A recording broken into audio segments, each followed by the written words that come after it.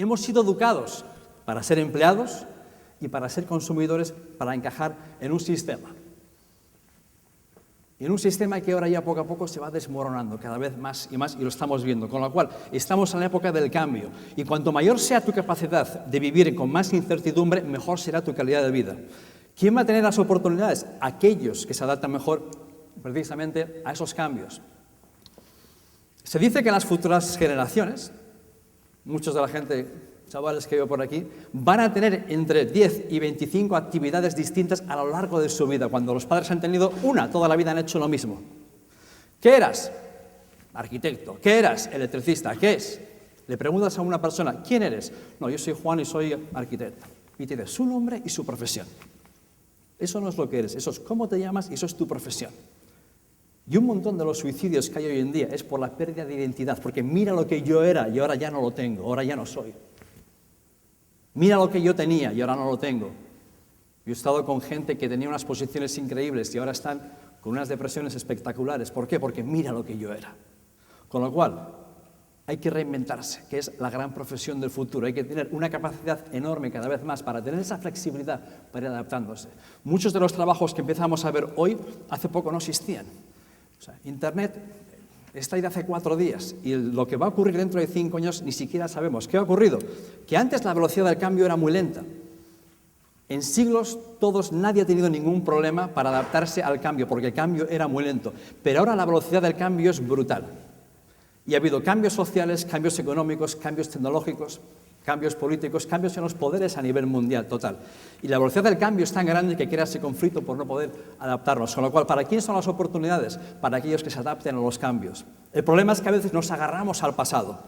Y mucha gente se agarra al pasado diciendo, esperando que los buenos tiempos vuelvan, pensando que a lo mejor de mi vida ya ha pasado.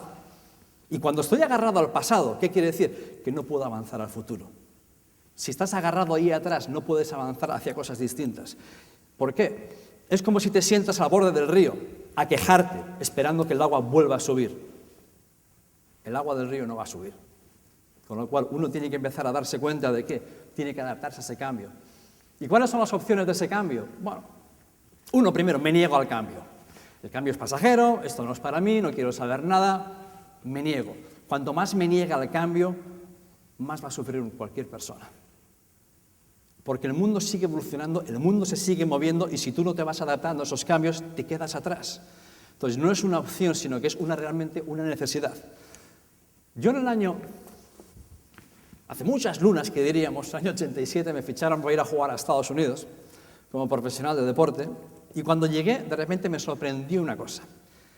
Y era que en el año 87 empezaba a haber manifestaciones en Estados Unidos donde la UAW, la United Auto Workers, el sindicato de automóvil en Detroit, hacían manifestaciones y comenzaron a quemar coches japoneses. Año 87. Los japoneses empezaron a ver cuál era el cambio y empezaron a ver cuáles eran las necesidades de las personas. Y empezaron a fabricar coches en función de las necesidades de aquel mercado. Y dejaron de hacer mastodontes gigantescos de consumo enorme que no había ni dónde meterlos. Y empezaron a hacer coches para lo que el mercado requería en aquel momento. Y los americanos decían, no. Nosotros sabemos lo que la gente quiere, aquí esto es distinto, aquí esto no puede ser, aquí sabemos, y ahí siguieron. Entonces, Detroit era la capital mundial del automóvil. Detroit tenía en aquel entonces, llegó a 2 millones de habitantes, donde estaban todas las grandes marcas de coches. Y todas las empresas americanas se negaron absolutamente a aceptar ese cambio. Y siguieron haciendo lo mismo. Y los japoneses, los Nissan, los Toyota, los Lexus, los Hyundai, las marcas todas las que hay ahí, se comieron el mercado. ¿Sabéis cuántos habitantes tiene Detroit hoy en día? ¿Alguien sabe? ¿De 2 millones a cuánto ha pasado? Quedan unos 700.000. Más de 1.300.000 personas se han tenido que marchar. ¿Qué quiere decir? 1.300.000 es Valencia con todo su periferia y algo más. Todo Valencia y todo el exterior de Valencia desaparecido, ni una sola persona. Por eso en Detroit se graban muchas películas de zombies, de escenarios de guerra, porque hay miles y miles de casas abandonadas, carreteras llenas de plantas por donde no ha pasado un coche y ha crecido la vegetación, hospitales vacíos, colegios, se hacen películas ahí de zombies. 1.300.000 personas que se tuvieron que readaptar. No han muerto, han ido a otros lugares donde estaban las oportunidades. Y todo eso fue por negarse al cambio. No quiero saber nada del cambio. El mundo cambia, con lo cual hay que aprender las lecciones y tenemos que ir preparándonos cada vez más para ese cambio.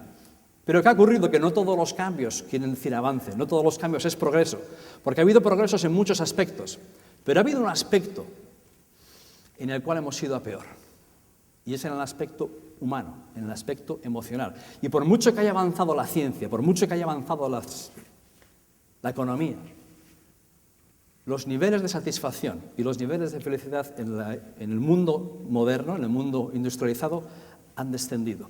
Y los niveles de depresión han subido de manera espectacular. Y para el 2020 será la enfermedad número 1. Con lo cual, hemos estado muy enfocados en todo lo exterior, en los resultados, y nos hemos olvidado del interior. Y dejamos muchas veces que las circunstancias externas nos controlen por dentro y nos dominen. Y nuestra vida depende en gran parte de lo que está ocurriendo ahí fuera. Cuando las circunstancias van bien, me siento bien, pero cuando van mal, ¡ay, pobre de mí! Porque he aprendido a que dependemos de todo eso. Con lo cual, cuando hay un cambio, hay dos opciones. ¿Cuáles son las opciones ante el cambio? Uno, si lo cojo como una amenaza, o si agarro ese cambio y veo cómo lo puedo utilizar como una oportunidad de poder participar donde antes no podía. Porque el cambio siempre genera oportunidades. Siempre. Mi hijo acaba de venir de Silicon Valley. Está en la Universidad de Emprendedurismo y Liderazgo. Y una de las cosas que hacen nada más empezar es los mandan a la calle a buscar problemas. Imagínate si hay.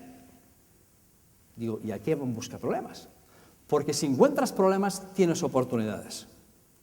Bueno, ahora tienes dos opciones cuando encuentras un problema. Puedo empezar a hablar de quién tiene la culpa, de quién ha hecho esto, por qué esto está mal, y puedes quejarte de todo y poner a parir todo.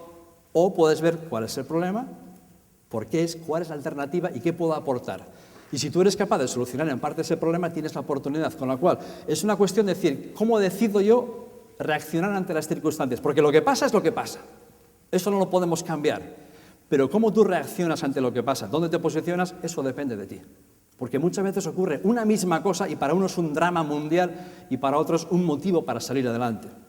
Ocurre a veces que hay una persona que lee un libro, que va a una conferencia, que ve algo y se siente inspirado, se siente motivado, se siente que es capaz de ir a conquistar el mismísimo infierno con una pistola de agua. Y otro siempre tiene el motivo o la excusa para no hacer nada y pasar la culpa a alguien. Entonces también hay una parte de responsabilidad personal en todo esto.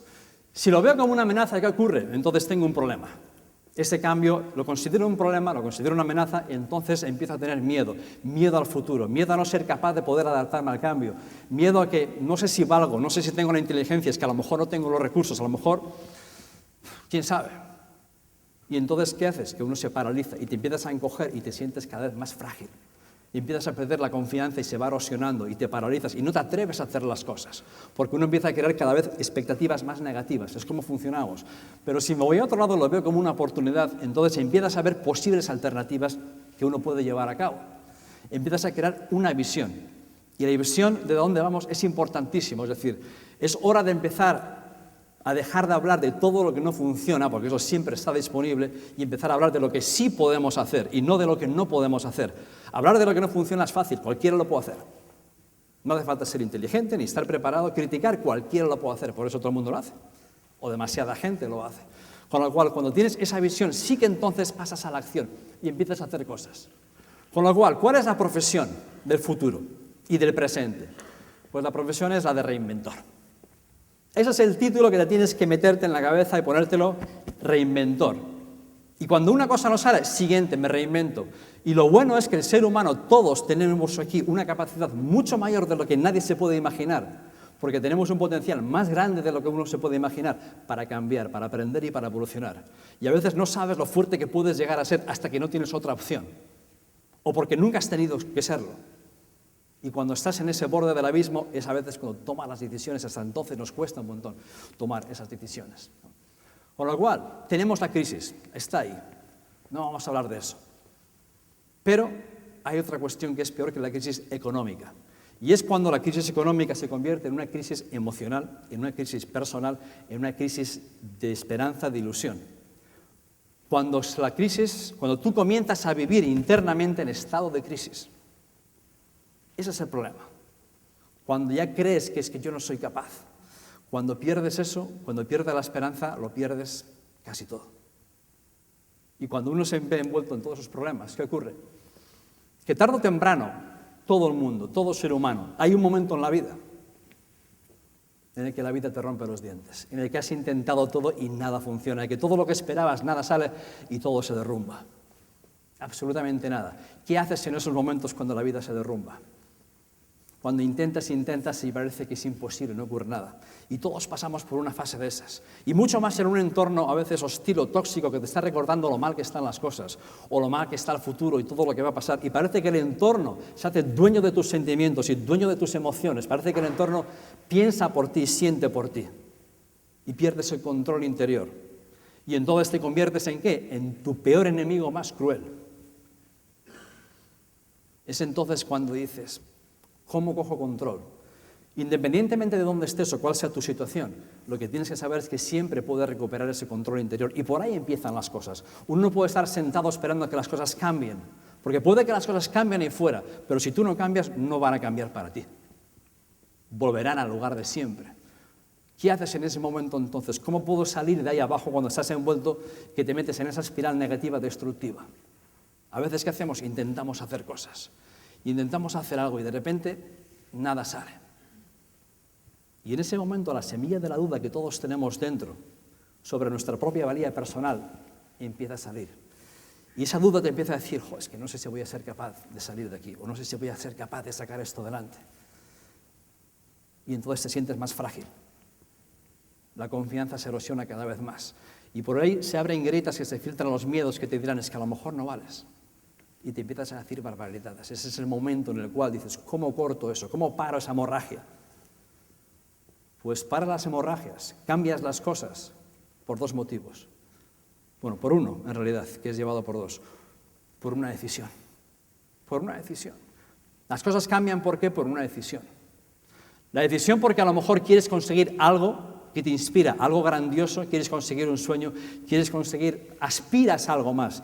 Y eso te hace sentirte enorme, eso te da una fuerza, energía para luchar. O cambias y tomas la decisión porque te duele tanto que dices, no puedo más. Porque te duele tanto que dices, no estoy dispuesto a seguir así. No estoy dispuesto a soportar lo insoportable, no estoy dispuesto a justificar lo injustificable. Quiero cambiar, quiero algo más. Pero te tiene que doler, no es un me gustaría. No es el me gustaría del 31 de diciembre con la copa de champán que todo el mundo hace sus deseos. No, es una decisión irracional que te sale de las tripas, donde quemas los puentes, donde no hay marcha atrás, donde tienes la determinación para dar esos pasos adelante. Y esa es la conquista que uno tiene que hacer, la conquista de uno mismo, porque el ser humano ha conquistado de todo. El ser humano ha llegado a los infines del espacio, a la Luna, a Marte, al fondo del océano, a los selvas, ha conquistado todo. Pero hay una cosa que no hemos conquistado todavía. Y no nos hemos conquistado a nosotros mismos. No nos hemos conquistado en nuestros pensamientos, en nuestras emociones, y a veces somos víctimas de ellos. A veces disimulamos muy bien y tapamos para que no se vea ciertas cosas que no queríamos que la gente vea, pero por ahí están a veces.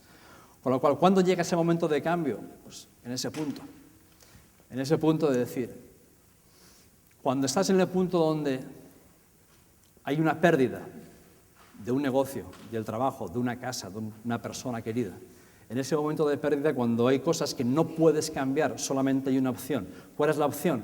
La opción es esa, cambiar uno mismo. Y por ahí empieza, no hay cuestión de empezar por los demás. Y cuando empezamos por ahí, ¿qué ocurre? Que todos, vale, cuando queremos cambiar y queremos conseguir un resultado, todo el mundo va a la técnica. Vale, pues dime qué tengo que hacer, dame los pasos. Y vamos a los sistemas, a los modelos, a todas las maneras técnicas. Pero ¿qué ocurre hoy en día? Hasta hace no mucho los que tenían la información eran los privilegiados. Hoy en día la información sobra y estamos con la famosa infoxificación, donde nos rodea la información por todos los lugares. Tenemos un exceso de información, con lo cual el cómo, la técnica no es lo que realmente más importa. El cómo es importante, ¿cuánto? En un 20% nada más. Lo que realmente importa es la fortaleza mental, lo que realmente importa son tus emociones. ¿Por qué? Porque por lógica, porque tú sepas hacer algo, porque tengas tu plan y sepas hacer algo, no quiere decir que lo hagas. Si hiciésemos lo que sabemos, si hiciésemos realmente todo lo que sabemos, el mundo sería perfecto. Pero no vas a conseguir nada que realmente merezca la pena en la vida por lógica. Por lógica, nadie debería de fumar, ¿no? Todo el mundo sabe que fumar Es una especie de lento suicidio. ¿Tiene lógica que la gente fume? Pues no. Por lógica, todos deberíamos de ser mucho más felices. Por lógica, no tendríamos que estar pasando por esta crisis porque había el conocimiento para haberlo evitado, pero el mundo no se mueve por lógica, se mueve por emociones. Por lógica, nadie tendría que morir de hambre, porque tenemos la tecnología y tiramos millones de toneladas de comida a la basura todos los días, pero siguen muriendo montones de personas de hambre. ¿Tiene lógica? Ninguna. ¿Sabemos el cómo hacerlo? Sí. ¿Lo hacemos? No. Entonces, que tú tengas ese sistema maravilloso, no va a hacer. No subes a la montaña, a la cima del Everest con un manual, subes por la pasión del corazón. El cómo es un 20. Y entonces, ¿de dónde sale esa energía? ¿De dónde sale en una persona esa capacidad de seguir luchando, de levantarte una vez más, de adquirir la fortaleza mental para persistir y superar esa adversidad? Nace porque tienes un porqué lo suficientemente grande para luchar por él. Sale porque aspiras a algo más, porque quieres conseguir ese algo más, ¿no? Yo en todas las conferencias hay una historia que está en el libro que me gusta contar, que para mí es fundamental a la hora de entender el porqué y la fuerza que tiene el porqué. Y es la historia de Yelena. Esto se ha quedado por ahí. Es la historia de un grupo de refugiados en una guerra que huyen hacia una zona más segura. Era un pequeño grupo de personas y estaban a 3 días de la frontera, iban acompañados por 2 soldados. Y cuando pasaron por un pueblo totalmente derruido, de detrás de una casa en ruinas, salió una mujer, una joven mujer que se llamaba Yelena. Salió gritando, salió corriendo, fue hasta donde los 2 soldados y les pidió si por favor podía unirse a aquel grupo para ir a la frontera, para evitar todo el desastre de la guerra y para ir a esa zona más segura. Y los soldados le dijeron, por supuesto, puedes unirte al grupo. En el momento en que le dijeron que sí, de repente hizo así una señal con la mano. Y detrás de una casa en ruinas salió un niño de 8 años y un anciano, muy mayor, con un bastón, cojeando, que caminaba con mucha dificultad, y con un bebé, con una niña de 3 meses en brazos. Cuando los soldados le vieron caminar a aquel anciano con aquel bebé en brazos y le vieron caminar tan despacio que apenas podía caminar, dijeron, no puede ser. No puede ser porque no puede aguantar el ritmo, no va a poder ir con nosotros, no hay manera. Y no podemos esperar a nadie, no podemos esperar a nadie. Y entonces comenzó a suplicar y empezó a hablar con todos allá para que aceptasen. Y al final dijeron, vale, de acuerdo, podéis venir con nosotros.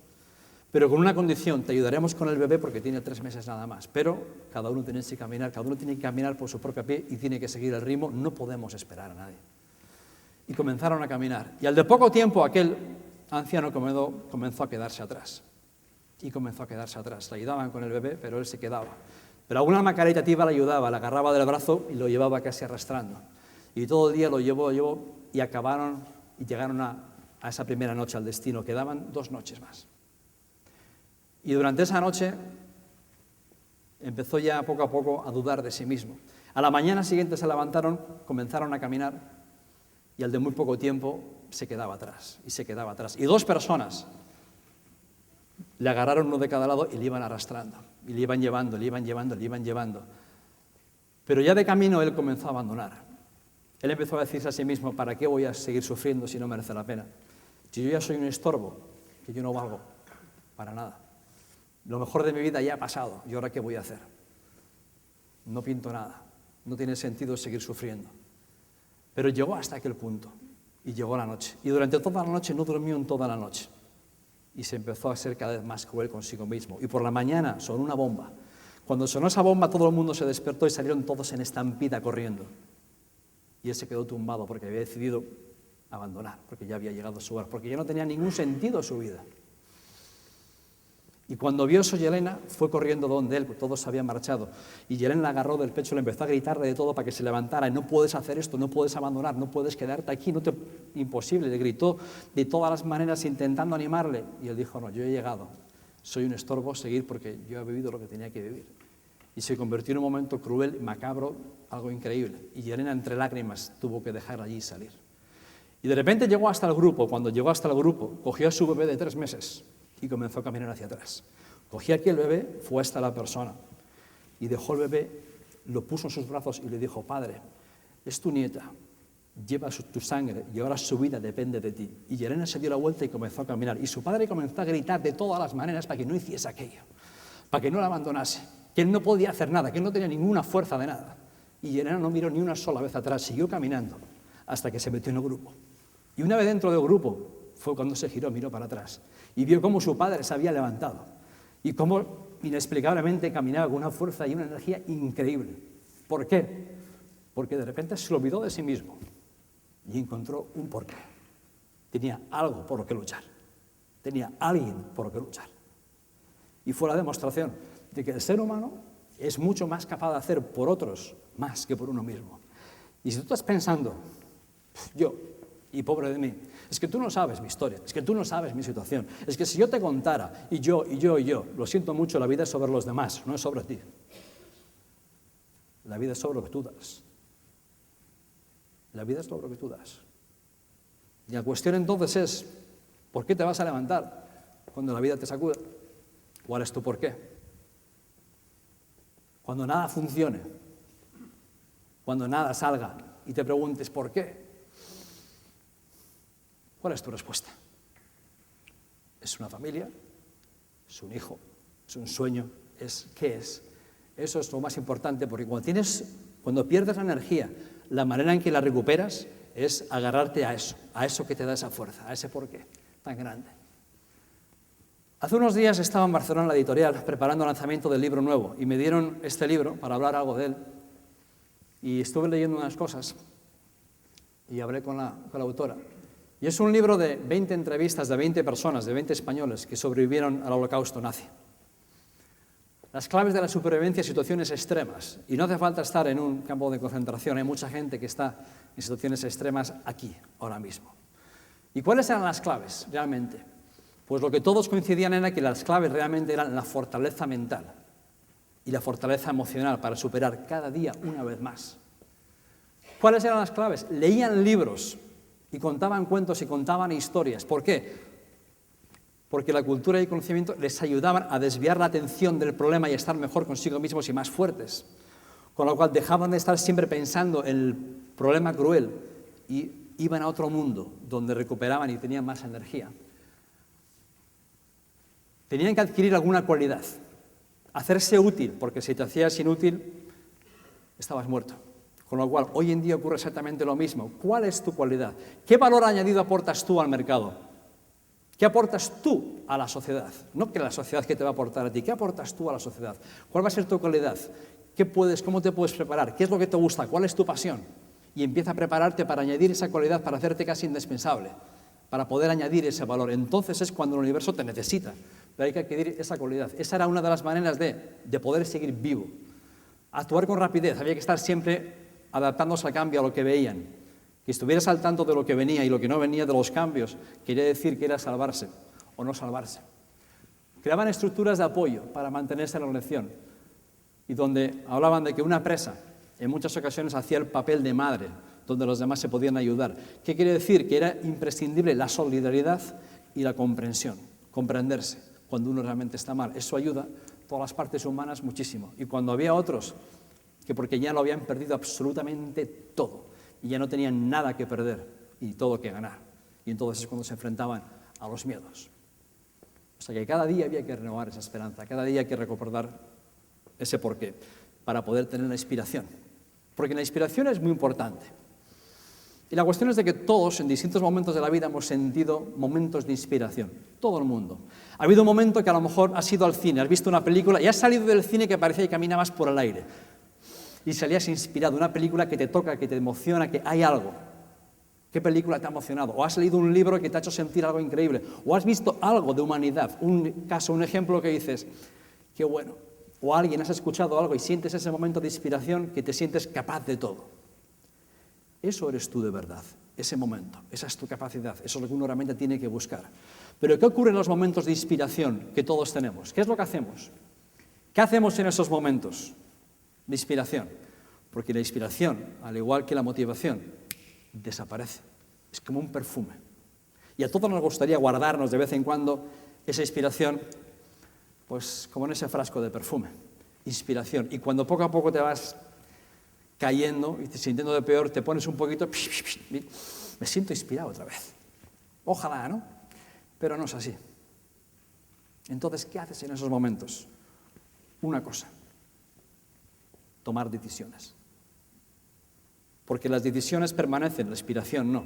La inspiración es como el diabético, cada X tienes que renovarte. O sea, aquí nadie va al gimnasio un día y ya estás en forma para el resto de tu vida, ¿verdad?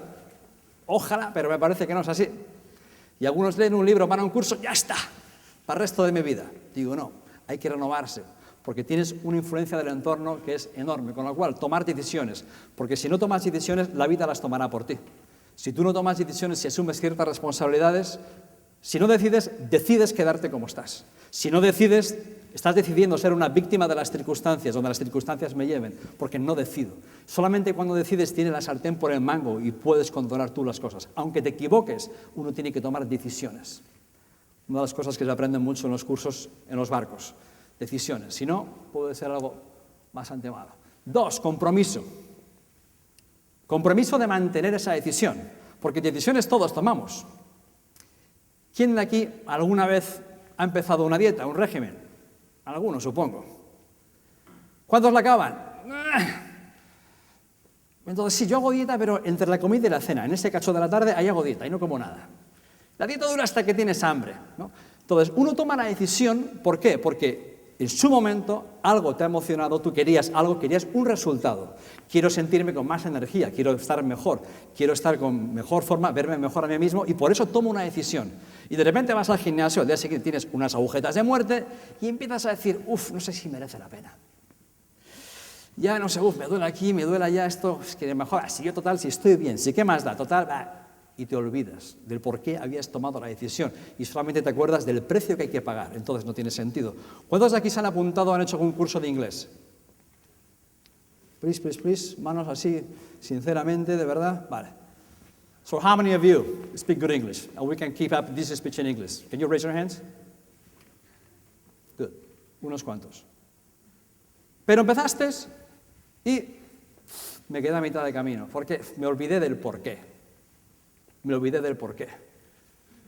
Y me olvido del porqué. Y entonces, cuando me olvido del porqué, solo pienso en el esfuerzo que hay que hacer. Entonces, ¿compromiso qué es? Compromiso es la capacidad de mantener la decisión, de seguir haciendo las acciones, a pesar de que la emoción de que hayas tomado esa decisión haya pasado, de seguir pagando el precio. Ese es el compromiso. Y encontrar una causa mayor, encontrar tu porqué.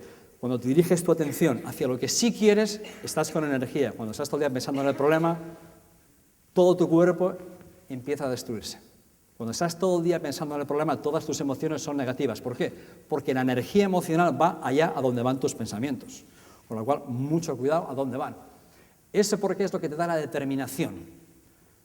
Cuando tienes claro ese porqué, te da esa energía. Y eso necesitamos hoy en día. ¿Por qué? Porque estamos todo el día hablando de la misma historia y te roban la energía. Con lo cual siempre hay que redirigir. Esa es una de las funciones de un líder. Redirigir la visión de hacia dónde vamos, para que la gente se enfoque en las soluciones y no en el problema.